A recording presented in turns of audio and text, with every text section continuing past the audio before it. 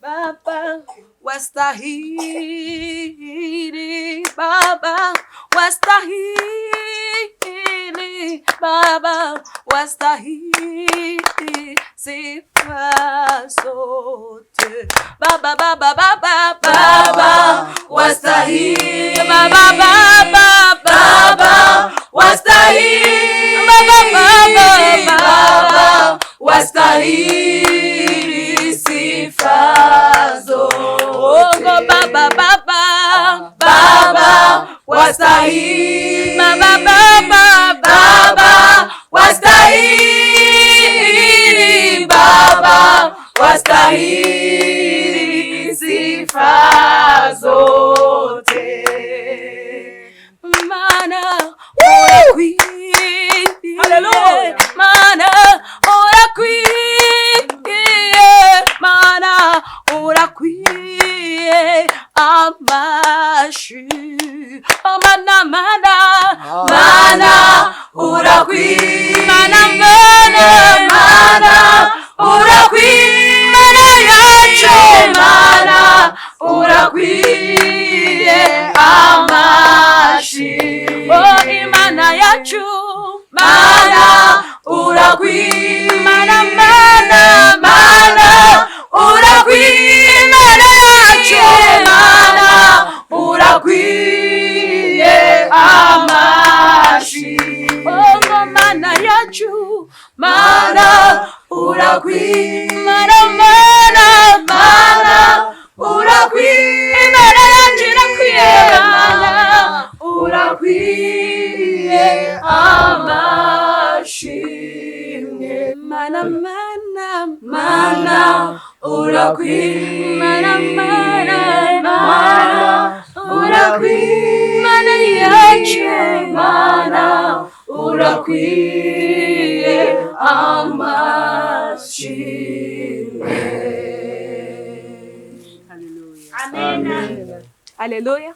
Amen. Murakoze, reka twakire abashyitsi bacu no kuva ku mugabane wa Aziya. Turabakiriye mu izina rya Yesu. Ndagira ngo mbere na mbere Diakoni Esther dufashe twiragize Imana. Nicishe bugufi dusenge, dushimire Uwiteka kabajishije kugeza ahangaha bagiye kukaza. Amen. Data mwiza twongeye kugushima, tugushimiye kuri Imana, tugushimiye kuri Imana igira neza, tugushimiye kuri Imana y'inyembabazi. Uwiteka nyakubahwa ku ngoma waturinze, uturinda amanwa nijoro, uturinda uko bwije nuko bukeye. Uwiteka nyagora ku ngoma tugushimiye ko wabashije kurinda abantu bavuga butumwa, ukabarinda aho baturutse kugeza bageze ahangaha. Nyagora ku ngoma izina ryo rihimbazwe. Nuko rero mwuka wera nakomeza aza tuyobore, ayobore pasiteri, ayobore mwigisha. Uwiteka nyaguhora ku ngoma, ijambo rivugirwa hano nituryumve mu gutwi ngo ringukire mu kundi, ahubwo ribe iryo guhimbaza izina ryawe. Tuzabye ku Yesu Kristo umukiza wacu. Amen. Amen. Murakoze. Pasiteri mwahaguruka, ubu ngubu ijambo ni iryanyu kakanya. Murakoze. Hey.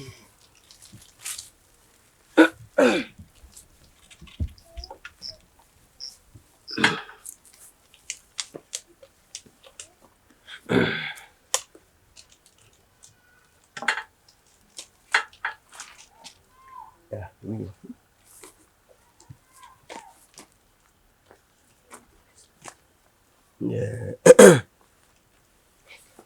Regardez ici, ici.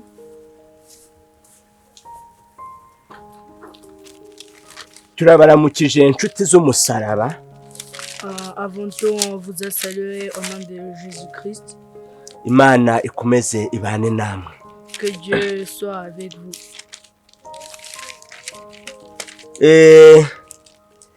Nitwa Bijobija Geregwari. Il s'appelle Bijobija Geregwari. Ndi kumwe na mugenzi wanje Chris, moi je m'appelle Chris Bright.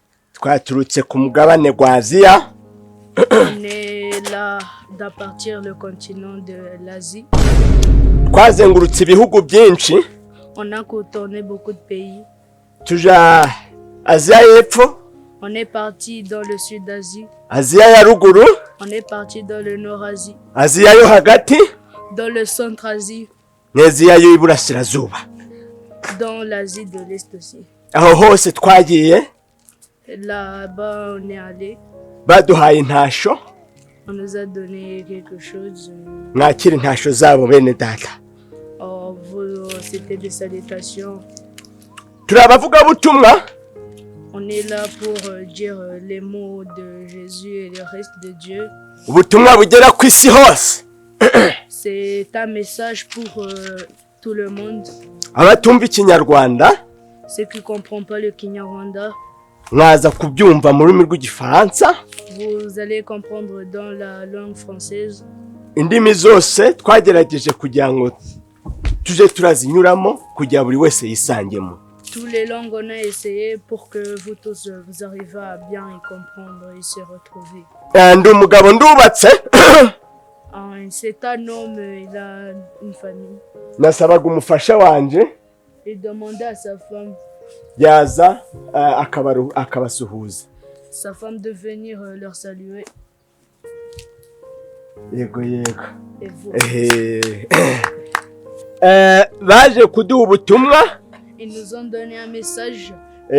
Bagenzi banyu Vos copains, batubwiye ko ils nous ont dit hano mufite igiterane cya fundraising. que vous avez Kwitanga amafaranga yo kubaka si nyubako.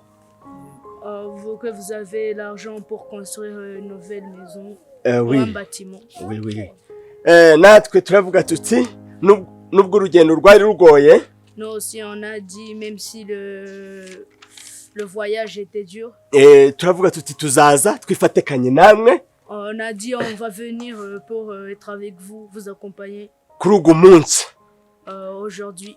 Kandi atekereza ko Et on pense turaza kuryoherwa cyane. qu'on va bien s'amuser. Twabishimiye. On a été content de vous. Natekereza turaza kugira ibihe byiza. On pense qu'on va avoir des bons moments avec vous. Aho tubaga muri hayi Là, on habite dans Hai Hai. dufite itorero rigari. On a des gros bâtiments et des... Dufite abantu bakunda Imana On a des gens qui aiment trop Dieu ku kigero cyo hejuru. sur un grand niveau. Ndibuka nk'ibinaha On se rappelle qu'on était là ntaraje hanze ku mugabane gwa Aziya. avant qu'on part dans le continent d'Asie. Twari dufite icyumba cy'amasengesho. On avait une chambre de prière. Pastor kiracyahaba Yego kirahaba. mu buvumo. Mu Rutare. Okay, muzakomereza kabisa. Murakoze cyane pastor. Uyu mugabo mureba w'uruhara twarasenganye cyane. Cet homme avec... comment je vais dire encore? Turasenga. Twarasenze. Ndibuka Imana yaratubwiye ngo Il se rappelle, Dieu leur a dit que nzabaha itorero rigari. je vais vous donner des... Kandi abazakirizwamo Ceux qui vont être là-dedans, n'abantu benshi cyane. ce sera beaucoup de personnes. Pastor yarabikoze ntiyabikoze. Yarabikoze. Dufite ibihamya. Byinshi cyane. Dufite ibihamya. Amen. Amen. Turasoma ijambo ry'Imana rero twihuse. Mwitangiriro Dans le commencement, ibice 38 murongo gwaho turahera ku gwa 12 dans la page 37, on va commencer par la ligne 12 tuza kugeza ku murongo gwa 18 jusqu'à la ligne 18. reka dusomere hamwe. Nous lirons ensemble. Ngo muri iyo minsi Dans ces jours, Yuda Judas, ava muri bene se il a quitté dans la même famille que lui. aramanuka Il est descendu. acumbika ku munyaduramu witwaga Hira. Il est parti vivre avec un Duran qui s'appelait Hira. Yuda abonye umukobwa Quand Judas a vu une fille wa Ashua de Ashua, umunyakanani, c'était un canon, aramujyana aramurongora. est parti, ils ont même fait un mariage. Asaminda abyara umuhungu witwa Eri. Il a même eu un ventre un bébé et ils ont eu un garçon qui s'appelle... yongera gusama inda Il a encore eu un autre bébé. bayibyara umuhungu witwa Onani. Ils ont eu un bébé qui s'appelait Onan. yongera gusama inda Ils ont encore eu un bébé. yongera kubyara undi muhungu witwa Shera. Ils ont eu un bébé nommé Cher. Yuda ubwo yamubyaraga Quand Judas l'avait eu, yari Kazibu, ariko nubwo twagarukira ahangaha. Amina amina. Amen, amen. Yesu nashimwe cyane. Que Dieu soit remercié.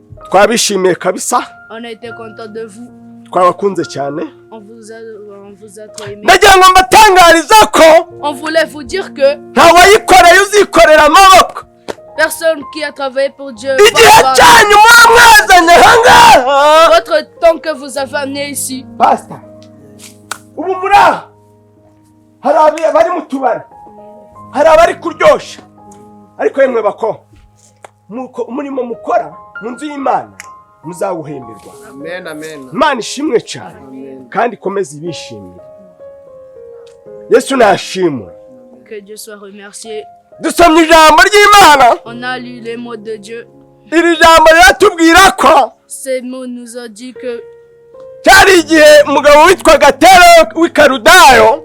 qu'il y avait eu un homme qui s'appelait Uyu mugabo yari se wa Aburahamu. C'était le père de Abraham.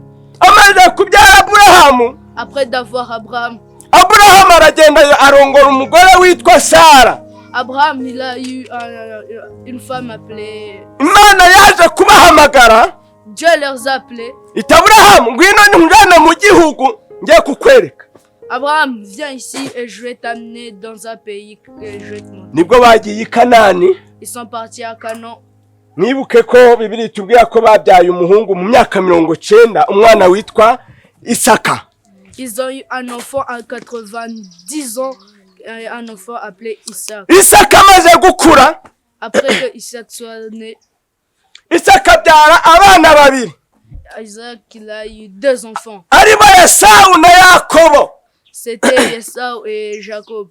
Bibiliya itubwira ko La Bible nous dit que Esawu yariganyije umugisha gwa murumuna we Yakobo. Esau a pris tout ce qu'il devait à son petit frère Joab.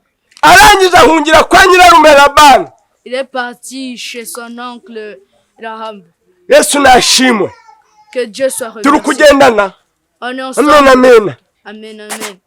Uyu Esawu Celui-là, Esau,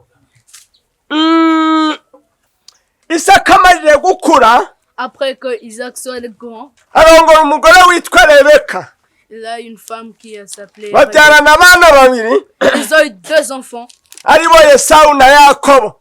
C'est lui, Esau et Jacob. Bibiliya itubwira ko Yakobo Et la Bible nous dit Jacob. yariganyije umugisha gwa murumuna we Esawu. Bibiliya itubwira ko La Bible nous dit que Yakobo yariganyije umugisha gwa murumuna we Esawu. Jacob avait pris tout ce qui appartenait à Esau. Yakobo arangije yigira inama ngo Et Jacob s'est dit que Esawu naramubabaje, Esau, il avait fait du mal à Esau. aho azamfatira Là où il va m'attraper, azampa mama, il va me donner ma mère. azankubita. Il va me taper. Arangije aravuga ati Après, il a dit que icyaba cyiza ce qui va être bien, ngiye kumuhunga nigire kwa marume Labani. je vais aller loin de lui et chez mon oncle Laban. Yaramuhunze aja kwa nyirarume Labani. Il est parti chez son oncle Laban. Agezeyo Quand il est arrivé, ngo Labani yari afite ibintu byinshi, Laban il avait beaucoup de choses. afite abaja n'abagaragu. Il avait des esclaves et des esclaves. Yakobo aremera aba umugaragu kandi ari kwa nyirarume. Jacob, il a accepté d'être son esclave. arakora. Il a travaillé. Labani arangije aravuga ati Laban, après, il a dit, bon, igihe kishize ni kirekire. le temps qui est passé, c'est un vraiment... Aragenda aricara, Il est parti, il s'est assis. ahamagara wa muhungu witwa Yakobo ati Come, ngwino hano. Il a appelé Jacob et a dit viens ici. Wakoze igihe kirekire gihagije. Tu as travaillé un grand moment qui est satisfaisant. Kandi nk'umuntu twari dufitanye amaraso y'umuryango. Comme quelqu'un en avait le même sang. Dari bikwiye ko C'était vraiment... uzukiyicarira. C'était vraiment, tu désirais... Atari ko akazi wakoze. Mais le travail que tu as fait, Mbwira ikintu naguhemba. dis-moi ce que je peux te donner. Yakobo arangije amubwira ikintu sha. Jacob lui a dit quelque chose. Buriya reka mbabwire. C'est moi vous dire. Mujye musaba neza kuri mwe muzahabwa neza. Il faut demander bien, c'est là où vous allez gagner bien. Okay, usaba nabi ugahabwa nabi. Tu demandes mal et tu auras mal. Yamusabye ikintu gikomeye, vuga ngo gikomeye. Il lui a demandé quelque chose de dur. Ati nta kindi nifuza ko wampemba. Je veux rien d'autre que tu peux me donner. Urampa umukobwa wawe ambera umugore. Tu vas me donner ta fille et ça ma fille. Mbasha mbica cyifuzo. Imaginez-vous ça. Hangira avuga ati nifuza ko wampa umukobwa umwe mu bakobwa bawe. Je voudrais bien que vous me donnez un de vos filles. Labani amubaza ati nta kibazo. Laban a dit ça va. Wifuza nde? Tu veux qui? Bibiliya itubwira ko Labani afite abakobwa babiri. La Bible nous dit que Laban avait deux filles. Uwitwa Leya n'uwitwa Rachel. Elle avait Léa et Rachel. Ngo Rachel yari agakobwa keza. Rachel avait... Ka wa mukobwa w'umukobwa yego sha. Ngo Rachel yari asa nkawe. Yari umukobwa mwiza. Noneho ngo Leya yari umukobwa umeze nk'igihwinini. Mais Léa c'était comme une bête. Ya, ngo yameze nk'agacurama. Ya. Mwera yari ameze nk'agacurama. Apana. Chauve-souris. Ya, oui. Bwara yabaga ari kuja nk'imbere. Léa, il partait devant d'une partie. Kagira ngo ari gusubira inyuma marisha nariye. Marcher derrière. C'était comme une chauve-souris. Ameze nk'ikisi. Like umuhobobo. C'est... Ya. Kibura buryo. Okay. Yarebaga ngo ibirorirori. C'était comme un bon à rien. Ya. Un bon à rien. Ya. Ariko wanyigisha igifaransa we yaba ngiriye neza ku izina ry'Imana. Celui qui allait m'enseigner français. Nizilingara. J'ai appris lingala. Nizikilatini. Il a appris latin. N'igicyongereza. Il a appris anglais. N'igiswahili. Il a appris swahili. N'ikijanjawiti. Il a appris tchidjana. N'izi ndimi zirenga 30 ariko igifaransa cyarananiye. Il a appris 3 langues mais seulement le français il arrive pas. Ariko mporanaga inzozi ko munsi gumwe. Il a toujours des rêves. Buzaca ndi kukididibuza. Qui va parler français. Ntawayikoreye ngo agire icyo ayiburana. Merci. Murakoze cyane.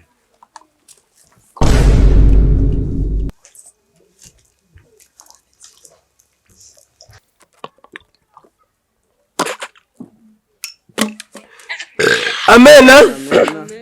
Yesu nashimwe. Que Jésus soit avec. Labani arangije abwira Yakobo ati Laban a dit à Jacob, ngagenda witegure.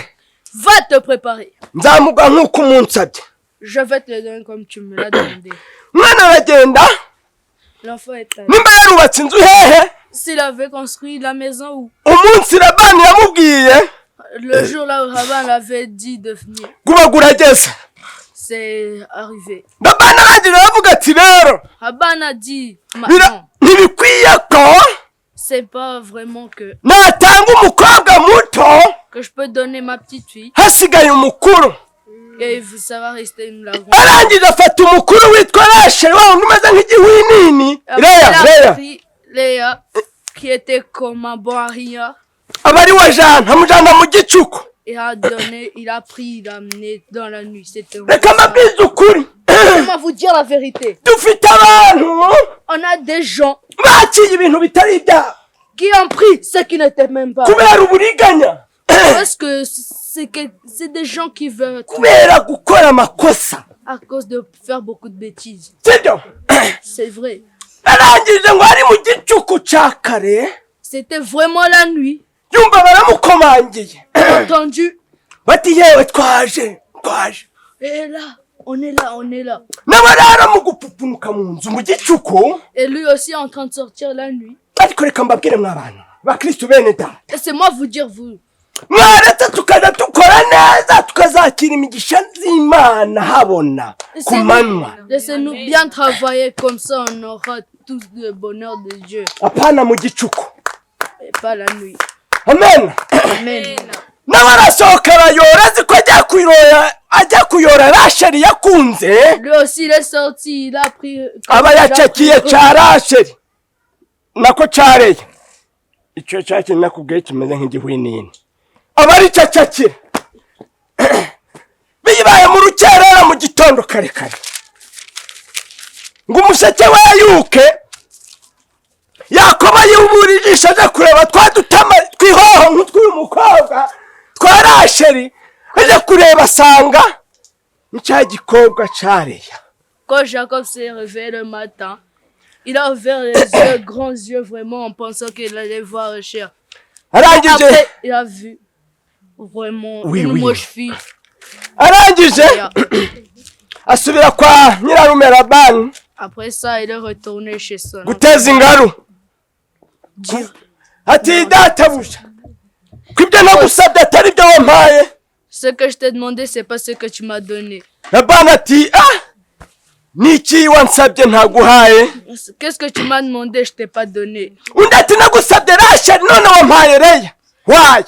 Pourquoi m'as-tu donné Léa la bête? arangije aramubwira ati rero ntabwo nenda guha umwana muto ngo hasigare umukuru we mu nzu. J'allais pas te donner la petite fille et sa grande sœur va rester ici dans la Yakobo maison. aramubwira ati rero Jacob l'a dit, maintenant is impossible. c'est impossible. Ntabwo byumvikana kuko nshaka n'uyu wasigaye aha uwo mpaye ntabwo ari we ngize utanshaka. C'est pas vraiment possible que celui que je veux, il est resté ici et ce que je voulais pas, il est venu avec moi. Labani arangije aramubwira ati rero nimba ushaka rasheri ongera uragire inka n'intama imyaka 7 nanone. Rachel, Laban a dit, si tu veux, Rachel, tu vas encore aller dans mes vaches et cochons pendant 7 ans. Icyo umutima ushaka amata agaguranwaga itabi. Ce que le cœur veut, le lait va être échangé par les cigares. Umuhungu yongeye gukogota imyaka 7 aza kuragira kugira abone rasheri yakunze. Il est retourné dans les chantiers pour pendant 7 ans pour avoir Rachel. Ntimukanyuranye indimi. Nimba nshaka wowe Mana uramenye ntuzayivange na shitani. Sibyo? Emera umare amazi uvuga uti Mana wa mukobwa we nzakunamba mpaka umuhungu nshaka nifuza ntabwo Imana izamukwima. Sibyo? Yagiye arongera aragira imyaka 7 ishize Labani Après 7 ans, Laban, aravuga ati rero il a dit maintenant. pardon naguhaye Leya umugira umugore ntabwo wamungarurira yarabaye okaziyo ingoroji sibyo. Je t'ai donné Léa comme une femme et tu l'as vraiment gardée. Tu vas pas me la rendre. Ndaguha rasheri washatse wifuza ukunda. Je vais te donner Rachel que tu aimes, celui que tu voulais. Ariko na Leya wamugize umugore bose batunge. Et même Léa, tu l'as pris comme femme, alors tu vas la garder. Yakobo arangira avuga ati okay sasa nta kibazo cyo nshaka ni rasheri. Ok, c'est ça, alors celui que je voulais c'est Rachel. Aravuga ati reka Leya mutuze mu cyaro iraye mu misozi. Laissez-moi aller faire vivre Léa dans les fontaines, là, dans le village. Rasheri nakunze mutuze mu mujyi. La Rachel que j'ai aimée, je vais la faire vivre en ville. Yamani ireba nk'uko abana b'abantu batareba. Dieu regarde pas la même façon comme les humains nous regardons. Yakobo aragenda ashaka umwana kuri rasheri yakunze urubyaro rurabura burundu. Babyara. Jacob il est parti chercher un enfant sur Rachel mais ils n'ont pas trouvé. aragerageza biranga. Il a essayé, mais ça n'a pas marché. Arangije aravuga ati Après, il a dit, si ikibazo ni njyewe cyangwa ikibazo ni Rachel, reka nje kugerageza kuri Leya wo mu cyaro ndebe. est-ce que le problème c'est moi ou c'est Rachel? Laissez-moi aller essayer sur Léa. Agezeyo Quand il est arrivé, Bibiliya itubwira ko ikitaraganya ko kanya wa mukobwa mubi Leya Yesu asama inda. on nous a dit que la moche fille, Léa, elle a eu un ventre vraiment avec un bébé. babyarana umwana witwa Simiyoni. Ils ont eu un enfant appelé Simon. Yakobo agarutse kwa Rachel biranga. Quand Jacob est venu chez Rachel, il s'est Asubiye arrêté. kwa Leya mu cyaro babyarana umwana witwa Robin. Quand il est retourné chez Léa dans le village, ils ont eu un autre enfant appelé Robin. Biranga n'ubundi bijyanye n'ubundi kwa Rachel asubira kwa Leya babyara umwana witwa Eli. Quand ça n'a pas marché chez Rachel, ils sont retournés dans le village chez Léa, ils ont eu un enfant appelé Eli. Byakomeje kwanga kwa Rachel ariko kwa Leya birakomeza baje kubyara undi mwana witwa Yuda. Ça n'a pas marché, mais il est retourné dans le village, ils ont eu un autre enfant appelé Judas. Yuda amaze gukura Après que Judas soit grandi, abyara abana batatu. il a eu 3 enfants. Uwitwa Eli, Il a eu El, uwitwa Onani, Onan n'uwitwa Shera. et Cher. Aba bana bamaze gukura nabo Et ses enfants, après de grandir aussi, imfura ya Yuda Eli le plus grand de Judas, El, ibwira se ngo ndata nanjye nshaka gushinga umugero, nshaka kurongora, nshaka kuzana moi umugore. aussi j'ai envie d'avoir une femme. Okay? Ise aramubwira ati nta kibazo. Ok, comme tu veux, amène-la. Arangiza aza guteta umukobwa witwa Tamari. Elle est partie draguer une fille appelée Tamar. Abaramurongora aramuzana ariko Il a eu cette fille, il a eu son cœur, il l'a ramené. amuzana nawe yari umuriganya ni Eli. Ya. Il a amené, mais elle, c'était le mensonge. Yarakoreye ikosa Imana. Il avait fait une bêtise. Arangije aravuga ati Imana iravuga iti ntabwo natuma mu bantu ihita imukocora. Dieu a dit, je ne peux pas vous laisser vivre ensemble. Aha, ko kanya Tamara asigara abaye iki umupfakazi abuze umugabo. Elle est restée là comme son mari. Ariko kubera itegeko ryariho ico gihe Mais comme la règle qui était là ce temps-là, hari itegeko ry'uko il y avait un temps que nimba umwana wawe azanye umugore si ton fils amène une femme akaza kwitaba Imana et il a afite barumuna be, quand il a ses petits frères, abo barumuna be bakwiye kuja kugira ute guhungura uwo mugore gusimbura mukuru wabo wapfuye. ils vont leur petit frère ou leur grand frère, ils vont aller remplacer. Ibyo byateye Tamari guhaguruka Ça donnait à Tamar de se lever. aja kwa sebukwe Yuda Il est parti chez Judas. ati rero Eli Imana yamwishe none mpa murumuna wabo Onani. Ha! Alors, maintenant, elle est morte. Dieu l'a tuée. Kubera ko byari itegeko, Comme c'était une règle. nta kindi Yuda yari gukora, yaravuze ati rero Onani haguruka uja guhungura mukuru wawe. Il a dit, alors Onan, Kumusimbura. lève-toi, va remplacer ton enfant. Onani ajayo ariko Onan est akigerayo parti. Mais après d'arriver, aravuga ati ngusanze atariho nari nzashaka ntituzigera tubyarana. j'ai trouvé que c'était pas toi que je voulais avoir. On n'aura jamais d'enfants ensemble. Kubera ubwo mugambi nabwo gubabaza Imana, uwo nawe Imana ituma imukindura. À cause de ce plan-là, ça a rendu Amen, amen. malheur à Dieu et maintenant on laisse. Itegeko ryari rigihari hasigaye yonde Shera bucura. C'était la règle qui était là, ça restait maintenant que cher. Tamara arangije aravuga ati rero none Yuda uriya nawe yagwengeye ikiriho rero hasigaye y'undi witwa Shera nawe mumpe. Ce qui restait, c'était encore de prendre le petit-fils. Yuda arangije aravuga ati rero kana kanje kitwa Shera karacyari gatoya sibyo pastor, ntabwo nakaguha ngo kaje kuruha katari kageye igihe cyo kubaka urugo, ntabwo namuguha, ahubwo igihari rero ngiye kumuhungisha, uzaza hano gira ute Leya na ntuzara Tamari naza hano azamubure, kuko ntabwo umwana wanje agiye kugira ate agiye kugwa iyo atazi, aramumwima. Il a refusé de donner le petit-fils à Tamar. Amen. Amen. Yesu nashimwe, mwihangane mwe kurambirwa, Imana ishimwe kandi harwe icubahiro. Amina. Bibiri tubwira ko La Bible nous dit que Tamari yicaye ategereje ko Shera ngo bamuhungishirize yazamanza yakura. Tamar devait attendre que d'abord Cher doit grandir. Oui. Arangije Et après, ngo hari umunsi Yuda yaraje gukemuza intama ze i Timuna.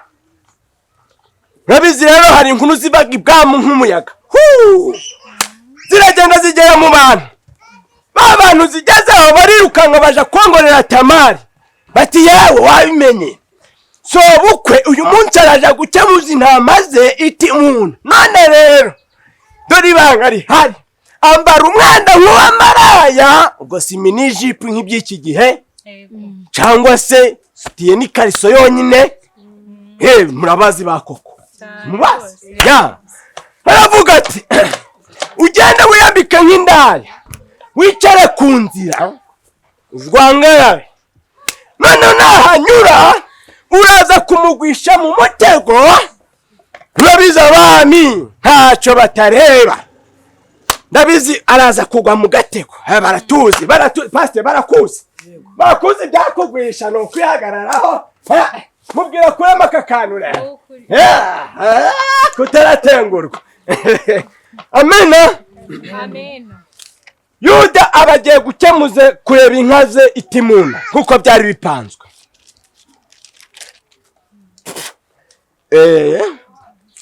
Yuda abagiye hehe i Timuna kureba intama ze. Judas est parti à Timoun pour voir ses vaches. Buriya ageze kuri Tamari nkuko byari bipanzwe, ababwiye abagaragu be ibyegera bye ngo reba sha iyo karaga koka. Quand il est arrivé sur Tamar, comme Tamar s'était comme une pute, il a dit, regardez la fille là-bas. Ibyegera bye biti muri umwami weco washaka ntabwo cyakurenza amavi.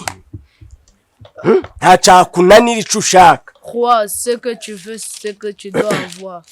Genda umubwire ngo uramushaka, ibyo birahagije. Va la dire que tu la veux seulement, c'est assez. Arangije aragenda yamwegera ati nagukunze, ariko mu maso ntiyahabonaga kuko ye yipfutse mu maso. Il est parti, il a dit à Tamar, moi je t'ai aimé. Ati byakunda ko twaje kuryamana. Ça peut être possible. Tamara ati sinabyanga. Je peux pas refuser. Baragenda bageze ku buriri mu cyumba. Quand ils sont arrivés sur le lit dans la chambre, umugore w'umunyabwenge sha. écoute la femme intelligente. Tamara tufite iki ufite ngwate ki wampa? Qu'est-ce qu'as-tu comme échange pour me donner? Yuda yamubwiye ati ntaguha umwana gw'ihene mwiza g'umushishe. Moi je peux te donner un enfant de chèvre bien là. Umugore ati kwico kidahagije. Ça c'est pas assez. Ati micyo ufite aka kanya. Donne-moi ce que tu as maintenant. Yuda ati ko mfite inkoni. Elle a dit que j'ai un bâton. Umugore ati yime. Donne-moi. Umugore ati none ko hakenewe n'ikindi. Il y en a besoin de quelque chose d'autre. Yuda ati ko nsigaranye umushumi gonyine. Je me reste seulement une fille. Umugore ati regarde apa. Gume. Donne-moi ça. Yuda ati rero rwose nta kintu nsigaranye usibye impeta yonyine. Judas a dit rien d'autre j'ai à sauf cette bague seulement. Umugore nawe ati yishira. Mais ici. Inkoni yari y'ubutware le bâton était pour le roi. kuko imana ija kwimika yuda yamubwiye mu buhanuzi iti Quand Dieu allait mettre nzakugira umuntu ukomeye il a dit de ce qui a été ati nguhaye inkoni y'ubutware je te donne le bâton de nguhaye umushumi gukuri je te donne le fil de la nguhaye n'impeta y'amasezerano je te donne ibi nibyo bizatuma abantu bagutinya bakubahe c'est ce qui va me donner nibyo bizatuma unkorera umurimo uri umuntu w'umugabo ce qui va me faire que tu vas me faire byose arabifata inkoni y'ukuri amasezerano umushumi n'ibintu byose arabifata bihereza maraya il a pris tout ce qu'il avait que Dieu l'avait offert barangije barabyarana hatugeze rero tugenda ils ont eu un enfant yuda batwitse tamari inda umukazana we sha abamutwitse inda Judas a donné naissance à un bébé yanda niyo yavuyemo abana babiri c'est qui étaient deux enfants peresi na zera c'était tes pères et ses sœurs inkuru iza kugera ibwami ngo umukazana wa yuda aratwite yarabyaye amena barangije bareba babibwira yuda ibwami arangije umujinya uramwica aravuga ati iki gicucu kinkojeje isoni mukazana wanje kwiyandarika akaba indaya yayiterewe nande yabikoreye hehe arangije aravuga ati henwe gatondeho mu gitabo cy'amategeko ahanira ibi nk'izo amena yuda arangije areba mu gitabo cy'amategeko asanga itegeko ririmo n'iryo kwica iyo nkozi y'ibibi il a trouvé que la règle qui était là c'était de tuer umugore agiye kwicwa arangije aravuga ati mbere yo kunyica avant que la femme soit tuée il a dit mubanze murebe ibintu by'umuntu twaryamanye il faut regarder ce yerekana rwa mushumi yerekana ya nkoni yerekana ya mpeta barangije basanga ni ibya yuda wamukatiye urwo gupfa ils ont trouvé que la bague il a montré la bague le bâton et le fil que c'était à Judas qui est en train de dire on va la tuer amen amen amen inda ya tamari rero yaje kuva mu rubyaro rwavuyemo Yesu Kirisitu inda ya tamari yaje kuvamo impanga ebyiri nk'uko Bibiliya yabitubwiye arizo peresi na zera Bibiliya itubwira ko peresi yabyaye hesironi hesironi akabyara ramu ramu akabyara minadabu minadabu akabyara nahashoni nahashoni akabyara salomoni salomoni akabyara bowazi bowazi akabyara obedi obedi akabyara yesaya yesaya akabyara dawidi dawidi akabyara salomo salomo akabyara rehobowamu rehobowamu abyara abiya abiya abyara asa asa abyara yehoshafati yehoshafati abyara yoramu yoramu abyara uziya uziya abyara yotamu yotamu abyara ahazi ahazi abyara hezekiya hezekiya abyara manase manase abyara amoni amoni abyara yosiya osiya abyara yekoniya yekoniya abyara sharutiyeli sharutiyeli abyara zarubabeli zarubabeli rero yaje kubyara abihudi abihudi abyara eliyakimu eliyakimu abyara azori azori abyara sadoki sadoki abyara akimu akimu abyara elihudi elihudi niwe waje kubyara eliyazari eliyazari abyara matani matani abyara yakobo yakobo abyara yosefu yosefu arongora mariya ruba ruhanye nk'uyoyo si uko nk'uko Yesu Kirisitu yazutse yarazutse si cyangwa yavutse nuko nk'uko Yesu yavutse arangije araza abataraje agahera baja hera abahetamishijwe n'ingoyi z'imibereho mibi bagirirwa imbabazi abari barishwe n'ibyaha barababarirwa bongera gukingurirwa bagira nabo imitima zikeye ibyo byose uko zisha ibintu byose navuze bwa Yesu wumvisha yaravuye c'est comme ça ça s'est passé ziba vuga ikinyarwanda ibyo by'amapase reka nkubwire rero ibintu byose mvuze wari uri he utabisemuye kirashinyitse ndagaswe mu mitike rero y'urugendo ngitahiye akanya se wowe ki akanya aha hantu hahinduka murebye nabi itorero nasiga ndivumye nisina no kudusengera pastor ngo Imana iguha umugisha rero iguha umugisha muzana itike ufite angahe ngo twongerereho se? nta tike muranga itike sigenda gutya ntabwo ndororagira wowe ego pasiteri byose ni ibiki ntabe pastor gusa ibi ni ibiki